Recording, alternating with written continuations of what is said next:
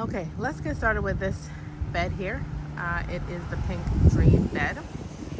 And I have not had a chance to look at it as yet for the day.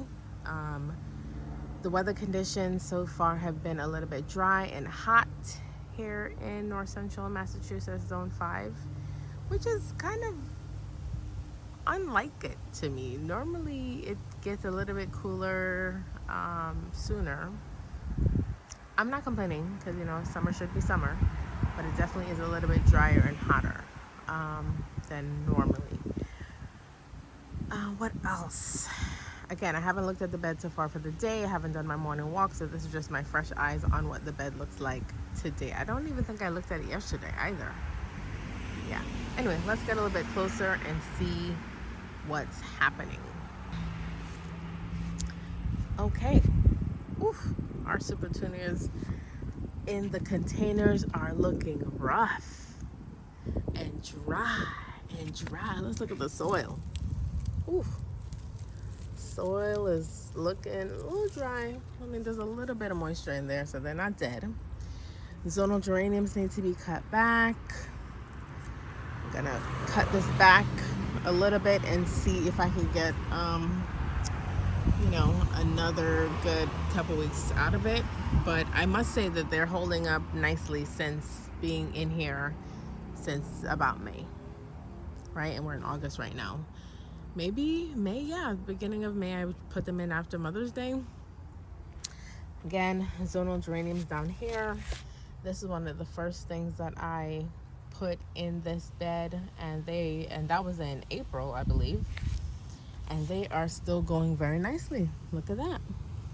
If I can get that in the light, yeah, look at that. Love it. I will definitely do zonal geraniums again. We have a spirea right here. Cosmos coming up, and you know what? It's so unfortunate. I'm not a fan of this Cosmo in this bed. Definitely next cycle I'll put them in the yellow bed because it has such a striking yellow center, but I don't love it in any other bed. A peony, white peony, that's gone over. Daylilies, that's obviously gone over. This super tuny I think is jazzberry. On camera is looking a little bit more purpley red. Through my sunglasses is looking a lot more maroony red. But I think it's super tuny jazzberry. Not 100% sure, but I think it's doing well. I think it's doing well. It's one plant in this container, and I think it's doing well. These super petunias or petunias, these are also proven winners. I picked them up from Lowe's.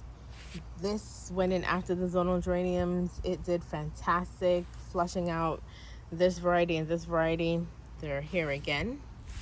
They did well flushing out, but I cut them back, I believe at the end of June or maybe July. In July, the first or second week in July, I cut them back. And, they're teetering. They're not exceptional, but they're teetering. I should also say that I have not added any additional fertilizer like I was adding every 2 weeks. That, fertilizer that's specific to petunias, I have not been adding them. So this is just water and sunlight,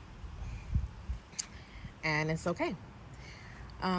This hibiscus has gone over. I got it on film, so maybe I'll put it in a short somewhere where you can see what the hibiscus looked like when it was there. It was beautiful. Beautiful, beautiful, beautiful, beautiful, beautiful. I don't know what this is. This is a seed. I don't know what that is. Beautiful when it came up. This peony also when it came up. This is like a purpley pink. This is like a fuchsia pink. Came up. Daylilies repeated.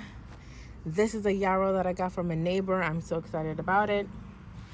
Here is the foxglove that is down to its last, and you see a little bee trying to figure out if anything is in there it got in there. Look at the bee. Look at the bee. It went in there, said something might be in there, so I'm gonna go in there and see if there's any little bit left. The last little petal. This thing has been going so strong since May.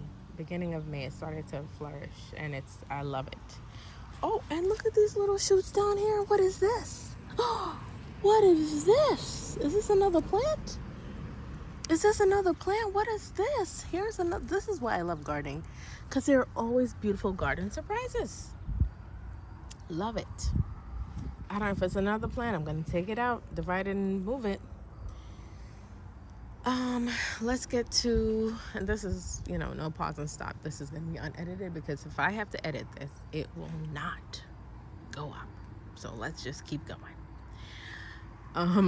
This right here is my double pink knockout rose standard, which I gifted myself for Mother's Day, and I love it. It's still healthy. I have had some Japanese beetle issues on it. If you can see here, I saw 2. I brushed them both off, but the plant is not dead. Just need some cleaning up. It had like 3 flushes of pink roses, and happy about that. Another zonal geranium that I stuck in the pot down here. Here's another shoot coming up. This thing is going so strong. I'm gonna see if I can overwinter it, because that would be so lovely. Yeah. Yeah, I need to figure a whole bunch of things out this end of garden season. Here is the bed from this angle. Oh, I forgot to talk about the one gladiolus that survived. I planted a bunch of gladiolus bulbs in the bed, and this is the only one that's producing any sort of flowers. The others, not so much, nothing at all. Here's one. What was happening is that the little squirrels and all the little animals, see, look here, another one of my bulbs dug up right there. If you can see, one of my bulbs dug up right there. The animals, he's just been digging up my stuff. And so I don't feel like the gladiolus has got a chance to really do well. Or it could also be that I put them, because here's another tip, I put them in the back of the bed thinking they're going to get enough sunlight to do well, but I don't know. This is the only one, like I said, this one here that's leaning over is the only one that is doing its thing. And so that's what's happening there. Up here we have a little shot of how they look up there from all the way above. Up there we have those Supertunias again repeated, just like in this bed. So I think it's a bubblegum vista, and they were great, and I love them. And if I could figure out how to overwinter them in my zone and then bring them back out the same exact color, I will. I will say that the Jazzberry, which is the same plant here, did not do so well next to the bubblegum vista. I don't know if you're noticing it as the same as I am. They just were, the flowers were actually just smaller. Let's look at this one. See, look at the flower here. Look at the flower here. Like in another contain, like companioned with the pink, it just didn't do as well in my opinion. I'll do a whole separate video about Supertunias and annuals and everything, but this is the pink bed. This is what's happening. I'm backing up so you can see. I'm still happy that it's pink and pretty. It's definitely dry. Oh, I didn't talk about the middle one. So the only additional thing that I've planted in the bed so far that should still be coming up are some alyssums that I thought might do a pretty good job.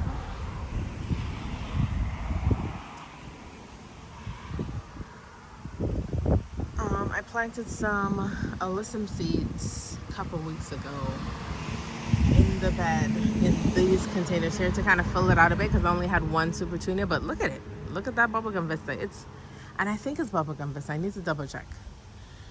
But it's doing well.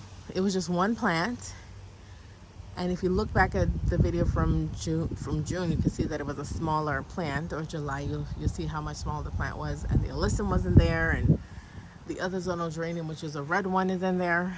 I don't know. So I planted the alyssums to kind of bring some, vibrancy to the center of this basket. And as the season is winding down, we'll just see how it goes. But everything needs to be watered in to get a refreshed look. I will say that the spirea is spirea. I mean, like, it's still giving me like a little floret right there. Next year I'll definitely allow it to get bigger. Look at this little Cosmo down here, struggling its life. Look at that little Cosmo.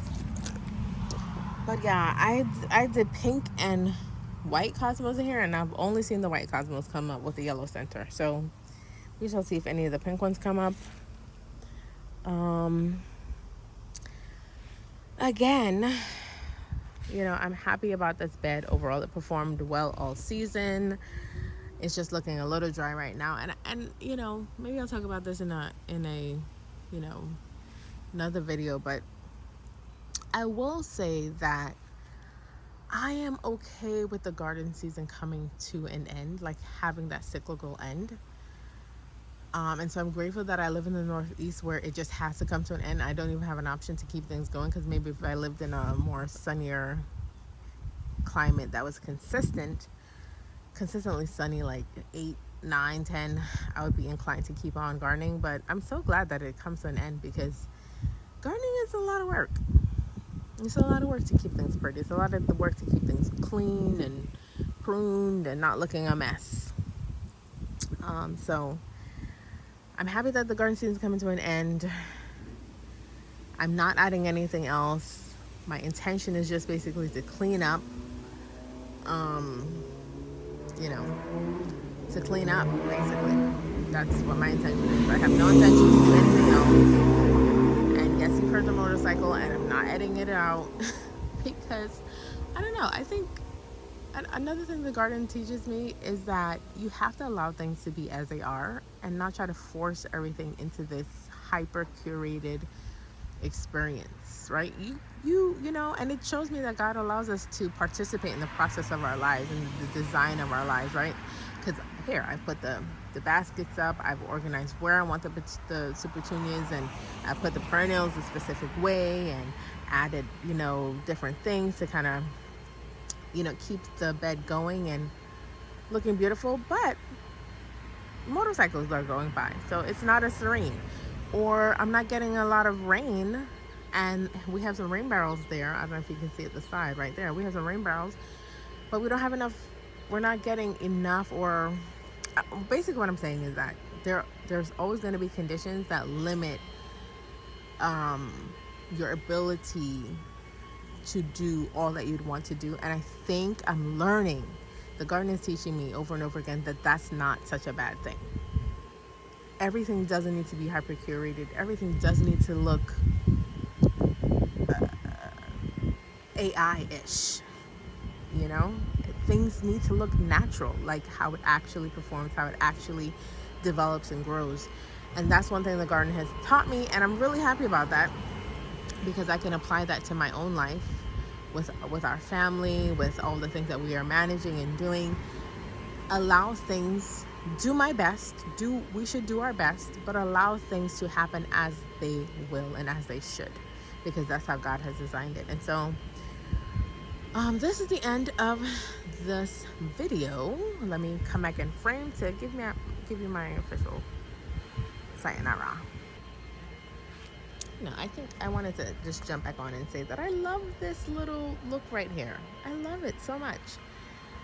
I love it. I love these little chairs here, and I know it's probably super simple to someone else, but to me it just looks like a perfect match. A place where you can just sit and actually look at the garden. So let me grab a seat there and come back in frame. Yay, here I am. So thank you so very much for checking out this video. We are here to the Hanleys, and I am Samantha, and we are in Central Massachusetts, Zone 5, and we are winding down the garden season. And it's not so bad. There's still so much. I have more garden beds than this, but if I really was to go through the whole thing, it would be just too much. So I'm just focusing on the pink bed right now, which is what it can do. And I'm glad that you took the time to check it out. I'm glad that you took the time to see what's happening in our little garden, in our little area of God's beautiful world. And I hope that you took the time out to sit and think about your garden and think about, you know, how all of the things kind of just inform you or inform us on how we should live our lives. And I hope that you're trusting God as a master gardener, because he knows exactly what he's doing. He knows what should go where, when, how, and he's in control of all the conditions. So I'm hoping that you're trusting him as a master gardener of your life. Thank you so very much for watching. Please like, share, comment, and definitely subscribe. I'm trying to get to 50 subscribers so I can actually go live when I'm doing things in the garden instead of having to have dedicated time to do a garden tour. Yeah. In any case, thank you so very much for watching, and see you in the next one.